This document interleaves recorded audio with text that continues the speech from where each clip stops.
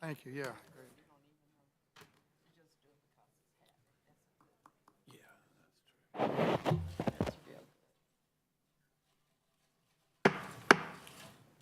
Call to order what month are we in? November Finance Committee. Welcome everybody here this afternoon. We will begin with the consent agenda. I've been asked to pull C6 and hold it in committee. It was held yesterday in general government. We also want pulled C12 and C17. Are there any other items anyone would like held? Motion to approve the balance. Second. We have a motion to second approve the balance. If the committee members please vote when it comes up. And let me just mention, 3 of the 4 committee members are here. Ms. Adams is not here today. The other committee members are here. That should be approved. Thank you very much. We will now go to C12, if the city clerk, and we have a new city clerk sitting in today. Ma'am, if you please read C12. Item C12, resolution awarding purchase order for 20 hybrid pickups, Fox Sport 500, $10,025. Mr. McIntosh wanted this pull. Sir, you have the floor. I just wanted to get a brief overview, kind of, let people know what we're doing as far as trying to be as friendly as possible to the environment. Yes, sir. So, good afternoon, Chair, members of council and committee. Good afternoon. These 20 vehicles are actually replacements for half tons that we had budgeted in October of 2022. We went out for replacement of internal combustions for 58 vehicles at that time.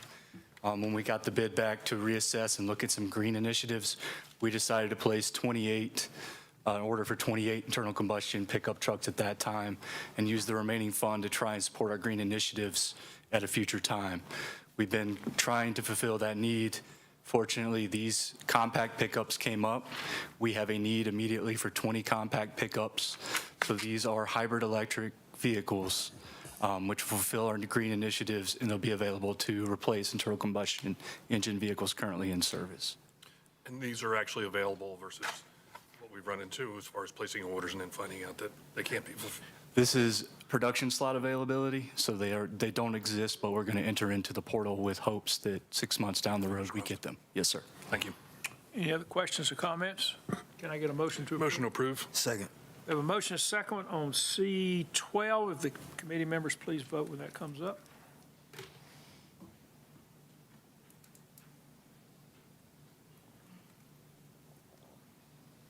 That is approved. Thank you very much. And last item that we pulled was C17. If the clerk would please read that. Item C17, consideration of items related to Joycelyn V. Johnson Municipal Services Center roof replacement contract amendment. Mr. Mayor, you had a comment you want to make on that? Yeah, thank you. I just wanted to thank Ben, George, and Darren for your creativity in coming up with the additional dollars to allow us to do Area B as well as a portion of Area C.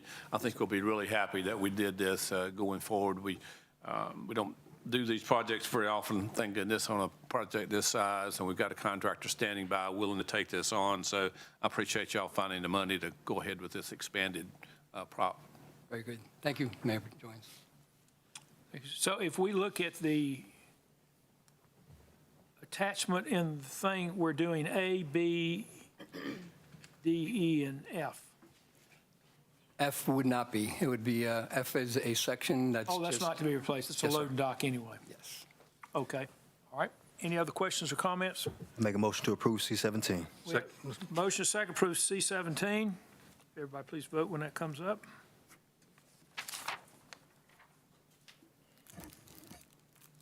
That is approved. Thank you very much. We will now go to, thank you, sir. We'll now go to the general agenda.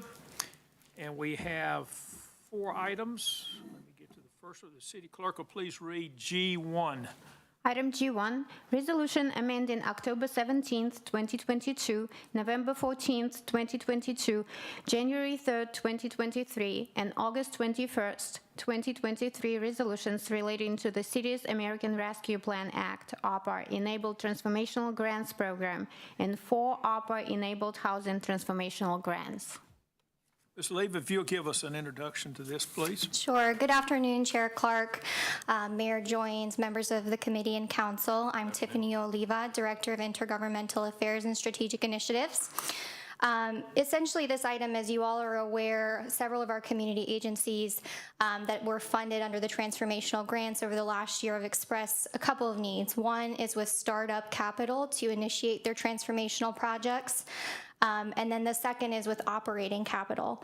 So in August, we addressed the first of those issues, which is providing them with some funding up to 25% of their award in startup capital to get the projects off the ground. However, that startup capital did not address the second issue, which is to help them have a working operating amount of capital from month to month to fund the projects. And so essentially what this item does is provide up to 10% of the award to assist the grantees with carrying their projects forward month to month. And I'm happy to entertain any questions that you might have about this. Are you confident this additional 10% will solve the problem? I do think that this additional 10% will resolve both those issues, the startup capital and the operating capital. Thank you, ma'am. Yes, Mr. McIntosh. We had a conversation earlier about this, and I just wanted to, at the time, be reassured that this wasn't an indicator, you know, a canary in a coal mine, that things were going south elsewhere, and I got assurances that it wasn't. That's right. Yes, our grantees are still tracking. All of them at this point have hired accounting professionals to help them manage their funds, and they're also tracking on their performance metrics. So this just helps them to meet their objectives. Many of them have earmarked funds that really can't be used for other purposes, and so this creates some of that cash flow for them. Thank you very much. Any other questions, comments? If not, can I get a motion from a committee member? Motion to approve. Second. A motion and a second on G1. Please vote on that. Thank you very much. That is approved. We will now go to G2. Item G2, consideration of items related to adoption of amended construction loan guidelines and Exhibit A, the construction loan financing plan summary for the city's rehabilitation and new construction loan program and funding of $2 million from the Upper Avenue Replacement Funds for the loan program. Good afternoon, Chair Clark, members of the committee and other members of council, Mayor Joines. I'm Tanya Skillman, Housing Development Manager. I presented this yesterday and last month. Did you have any specific questions, or would you like an overview? I was going to say, Ms. Carmen, did we put the other exhibit in? Yes, it is. And it's under, I think it's Exhibit B. It is. If everybody go to your, City Clerk, can you bring up Exhibit B on the? It's up there. It's a chart. What am I doing? And I'm not going to go over all 5 pages, but I do want to. Oh, come on. I can't tell if it's up or not. Is anything behind me? No, not yet. Not yet. Okay. We can get in there. Down at the bottom, B.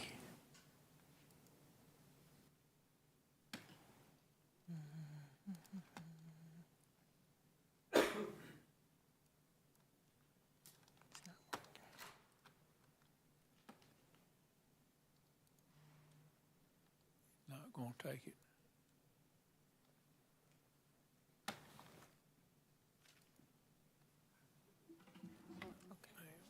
Anyway, what we have is a chart that shows the 1997 resolution and the 2023, which is the one we're looking at tonight, and the changes between what was, there we go. No, that's on my screen. Anyway, it's in there for committee members if you want to see what has changed since 1997. And I will tell you, in 1997, it was addressing a slightly different issue because they were doing some apartment renovations and things of that sort. But, Mr. Chairman, yes, sir. Yes, a quick question. go ahead. No, it was for you. I was just trying to get attention for you. I apologize, I missed the more detailed presentation there, but just looking at the 97, I'm looking at the interest rates. For-profit interest rates were 6% and 9%. Nonprofits were 0% and then 3%. The new plan, however, is for the interest rates for for-profits, as I read it, will be 3.5% compared to 6%. and 5.5 for anything after completion date. But the question I had was the nonprofit interest rates are higher than the for-profits. And I'm sure you gave a good reason for that, and I'd love to hear it if you don't mind. Well, actually, what it should be is up to, and I forget what my percentages are, up to 3.5, and so it allows us the flexibility to assess for risk. So we gauge, so whether it be 0 to 3.5 will be determined in underwriting. So you can back into a rate based on the risk. That's right. The type of project, the experience of the nonprofit, their background experience, the rents, all of those things go into determining the risk associated with the project. Can we, thank you, Mr. Mayor. Ms. Carmen, can we take a look at the Exhibit B and be sure the wording is right? Because in there, it just says it just has the rates. Well, I it's think the numbers up is to. higher, but it's correct in the actual guidelines. Yeah, it does say up to. It doesn't say has to. Okay. It's up to. Okay, thank you, Mr. Mayor. Thank you very much. Sure. Thank you. Any other questions or comments? I did get mine answered yesterday to my satisfaction. Thank you Okay, very much. thank And I you. appreciate the Very good. chart that was put in. Chart's very helpful. Very helpful. Can I get a motion on G2 then? So moved. Second. Ms. Sipo, did you have a question? No, I Okay. was just trying to get your was helping, attention Okay. for the mayor. Thank you very much. If everybody please vote when it comes up.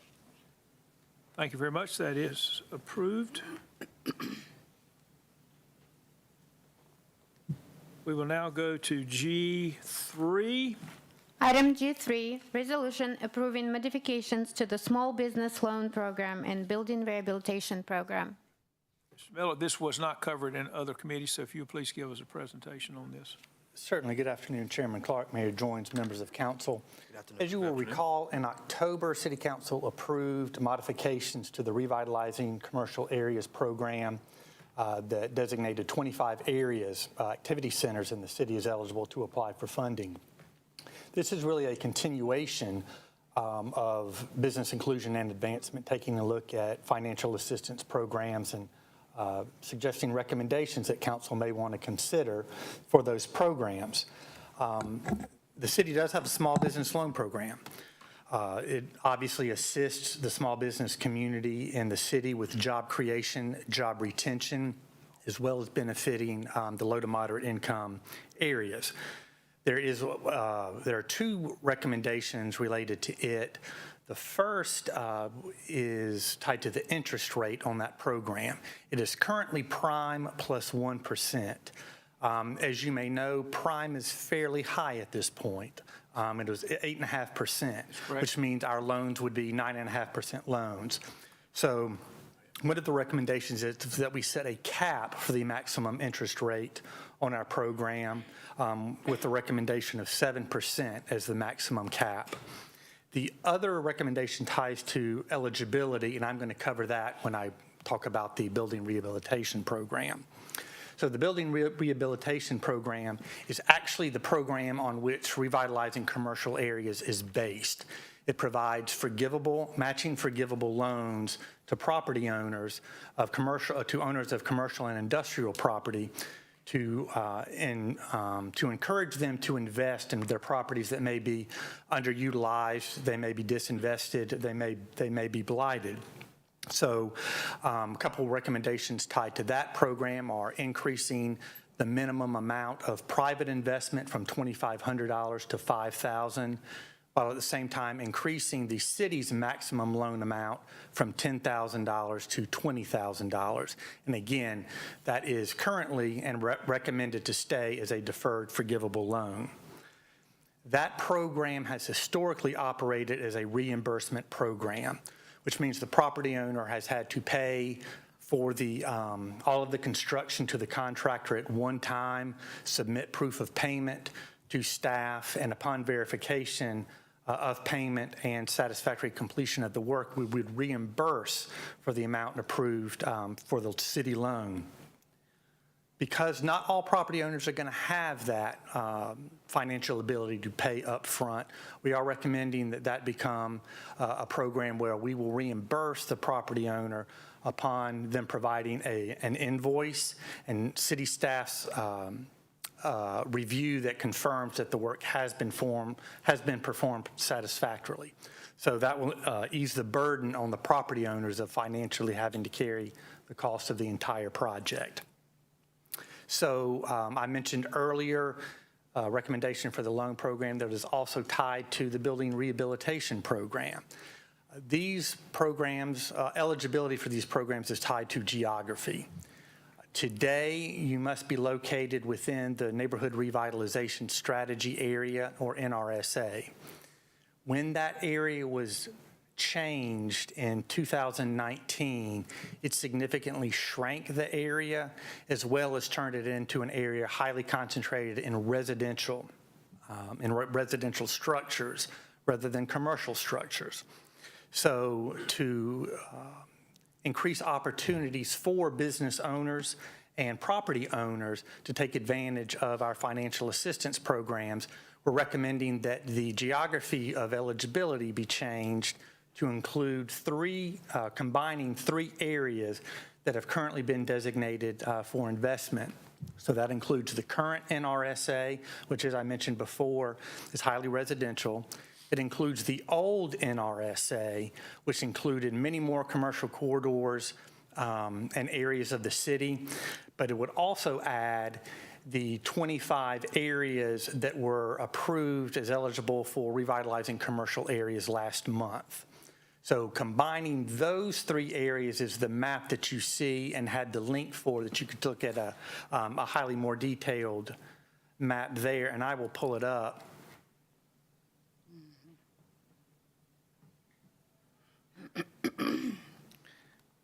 That the area in yellow is the area that's recommended for eligibility. This is the same map that we were sent. That is correct, yes, sir. I have it on my computer, but we don't have it on the screen. Okay. There you go. So to recap, I wrote down four things: a 7% cap on the interest rate, increasing the loan amount from 10 to 20,000, pay on invoice received not after they've paid the invoice, and expanded geographical footprint. That's a perfect summary, yes, sir. Thank you very much. You also have Exhibit D. Exhibit D. There we go, yes. Any questions or comments? Yes, ma'am. Mr. Millett, that map looks like a lot of the qualified census tracts that were used for the ARPA. Is that right? I imagine that there is overlap. It was not specifically incorporated into this map, but I'm sure there is significant overlap. It looks like that. Could you just maybe show that to me, how they overlap at some point in time? Sure. Any questions or comments? All right. Move for approval. We have a motion to approve. Do I have a second? Second. Motion second on G3. If people please vote when it comes up. That is, assuming it's approved. Let's see.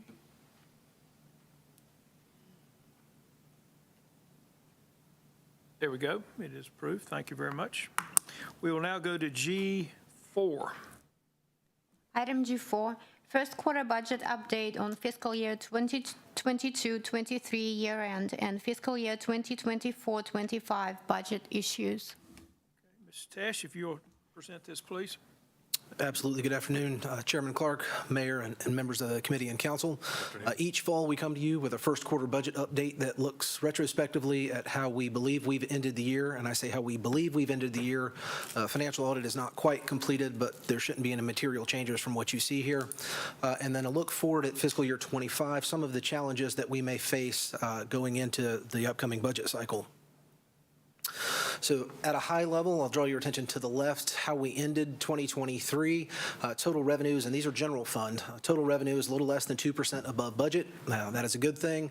Total expenses, 12% below budget is kind of unusual, and you see 7.5 when accounting for ARPA.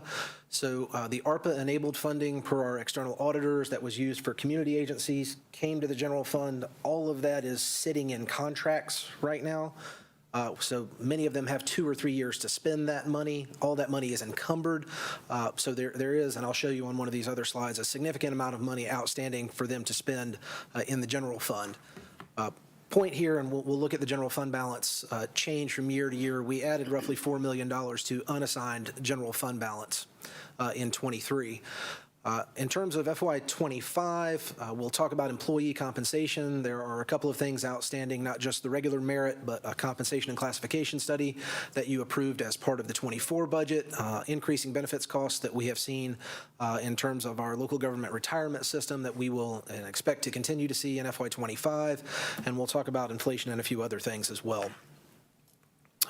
In terms of year end, this bar chart, stack bar chart, gets a few more stacks in the chart each time we show it. I'll draw your attention to the green at the top. That is the unassigned general fund balance, so that is what is above the 16% policy, what is not reserved per state statute for various reasons, and what is not ARPA funding to be spent later.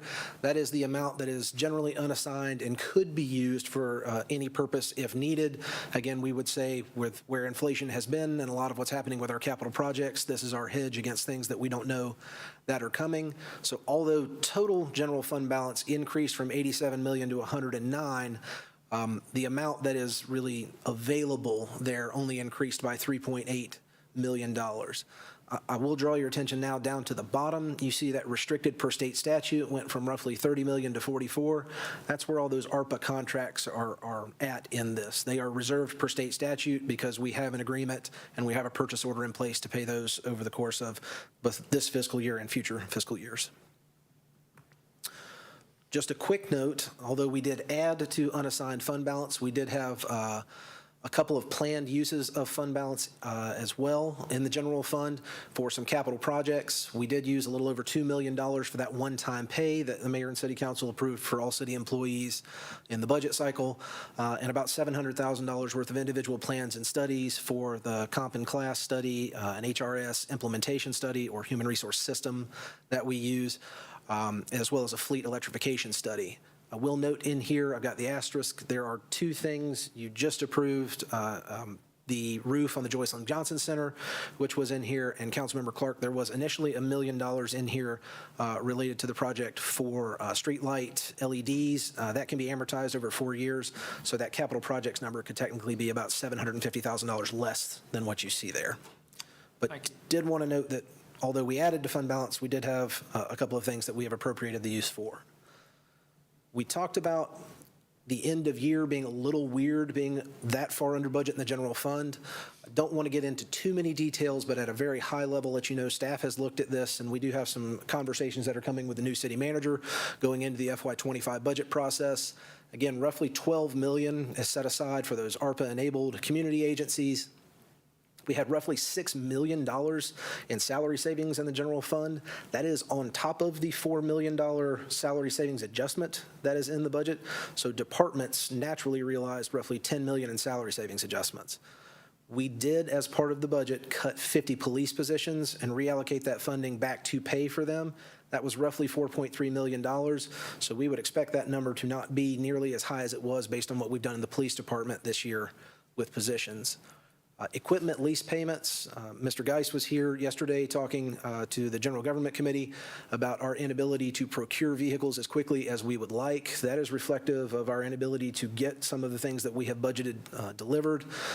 Fire trucks, sanitation vehicles are very expensive, and when you don't get them in, that number can add up quite quickly. Going down the list, Keith was actually just here in Public Works Committee talking about vacancies in traffic field operations. There was some significant underspending on the non-personnel side of that. It seems to make sense. We're seeing some correlations between vacancy and an inability to spend your contract and supplies money. That kind of makes sense. If you don't have the people to do the work, you're not going to spend the supplies and contracts either. And going on down the list there, contractual services, IS charges, and then I just wanted to note, we've talked about fuel many times. We came to you in the fourth quarter budget season last year and said we may need $1 million for fuel, and then we came in $1 million under budget. There has been a lot of variation. You see it at the pump when you fill up. We are doing a lot on the back end, moving money between departmental budgets for unleaded versus diesel fuel. We will come back to you as part of budget and let you know where we think we're going to head, but generally we think we're in a good place there. So that's organically at the bottom line last year, $18 million underspending in the general fund. Again, that's larger than we would normally see. There is a lot of stuff there that's also on encumbrance, and so we'll take a look at spending here in the first quarter and the first half of the year and see what happens. But there are some potential decisions to be made as part of the budget process, looking at what we can do. 2 questions real quick. Ms. Latham, the audit seems to be taking longer than normal, maybe. How are we coming there? Come on up. Good afternoon, Chair Clark, Mayor Joines, members of council and committee. We have experienced some turnover in our accounting division. We're currently down 2, and so things are taking a little bit longer. There is also increased testing with additional federal funds that our auditors are looking closely at. We are hoping to be done end of November, early December. Okay. And secondly, I would direct this to Mr. Tesh. This big pay study we're having done, how is that coming, and when do we think it will be finished? Because it will may have a big impact on the next year's budget. Going to look to Mr. Rao. Good afternoon, Chairman Clark, Mayor Joines, members of council. So we are starting the work with the consultant, going to officially kick it off probably later this month. We're starting to work with the department heads, assembling all the data that they need to do their work, and we're thinking that tentatively on the timeline we could be bringing a report to you all in March. Okay. Thank you very much. Mr. McIntosh, you have your hand. Scott, do we do any hedging as far as fuel? Do we buy futures or anything? So we buy on the spot market. I have a very good friend who works in Roanoke, Virginia, who told me they buy the annual contract, and it worked really well until COVID hit, and they lost over $1 million on fuel. That is something that we could discuss, but for as long as I've been here, we've been on the spot market for fuel. I figured you guys had looked at it. So they work really well until they don't. Yes. Any other questions or comments? Thank you very much, and that. We got a couple more slides for you. Excuse me. So, and I will get through them very quickly. We're in no hurry. Go ahead. In terms of those potential budget drivers, we talked about employee compensation. Mr. Rao has addressed the comp and class study. Just wanted to throw out there, last year we did a 6% merit. We did a 1% supplement on top of it. Inflation was a lot higher last year. We're going to be talking to our peers, figuring out where we need to fit into that merit and step plan for those that are on the police and fire pay plans. But give you a rough idea, $3 to $6 million in that 2 to 4% range. I talked about the local government employee retirement system. They have been raising benefits costs for retirement every year, and we expect them to keep doing that for several years, actually. In terms of other operating increases, the memo has a couple of things that's attached, and I won't go into a whole lot of details.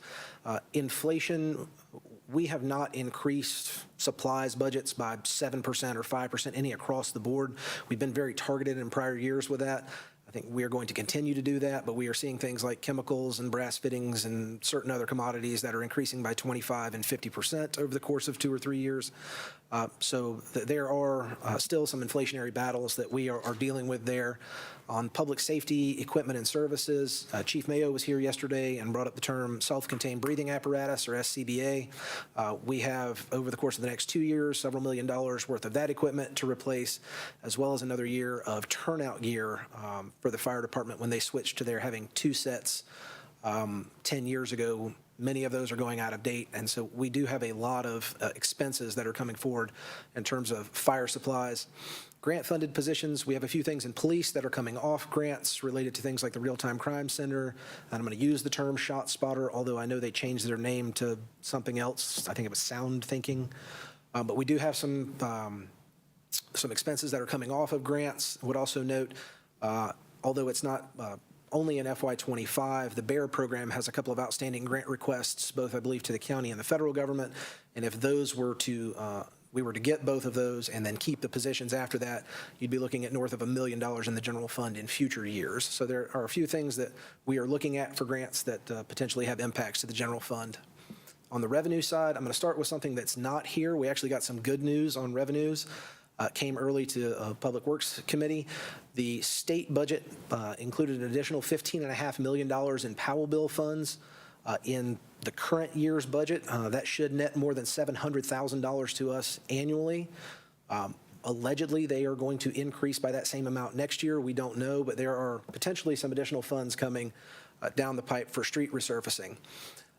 In terms of the two notes that I have up here, you have seen me at this podium for 24 months now talking about sales tax growth in the rates of 8, 10, 12, and 14%. For the first time, you're going to hear me say that's not continuing. We've had some conversations about we would expect a slowdown at some point, kind of macroeconomically, at least on the sales tax side. That has been happening. Statewide net distributions of sales tax for the fourth quarter of FY23, growth year to year was under 3%.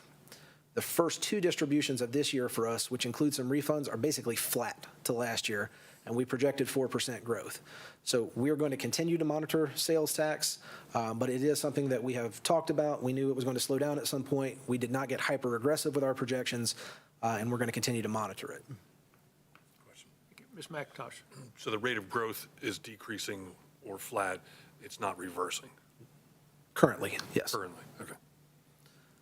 And then just a note there, we have conversations sometimes about what our peers are doing and what they look like. Our property tax growth rates are generally not in the same bracket as our peers. We do grow at about the same rate Greensboro does usually, but if you look at a Durham's growth rate is nearly double what ours is in terms of their property tax base. Raleigh and Charlotte actually have a slower growth rate than Durham, which is interesting, but are above ours. So just a note that when we look at our peers, we're growing in the 1.8 to 2% range. Most of them are growing somewhere between 2.5 and 3.5 plus. And I believe the reevaluation year, they'll do the data in '24 and publish it in January of '25. Is that right? I think. It'll be effective for taxation beginning January 1 of '25, so the tax year '25 for our fiscal year '26. Yeah. Yeah. We've hit these notes a couple of times during budget, wanted to bring them back up. We have some of our public assembly facilities funds, be it the fairgrounds and Bowman Gray Stadium, that have been running operating deficits for a few years, and the reserves in those funds have or are anticipated to run out in the current year, potentially looking at $1 million subsidy to those two operations as part of the FY25 budget. Put stormwater back up here. We had a stormwater rate increase in the '24 budget. It's the first time in 15 years. Mr. Huff showed the Public Works Committee a lot of those emergency projects that are coming down the pipeline. So we will continue to look at what are the necessary resources for our stormwater management fund. And then also, we are currently going to be issuing an RFP for a new transit services provider. And until we get that back, all we know is that it could potentially be a little more expensive. We have shown you in previous years that the current resources that are going to that fund do not keep it in the black more than about 3 years out. So there are some discussions to be had even outside of that RFP about long-term financing and resources for the transit fund.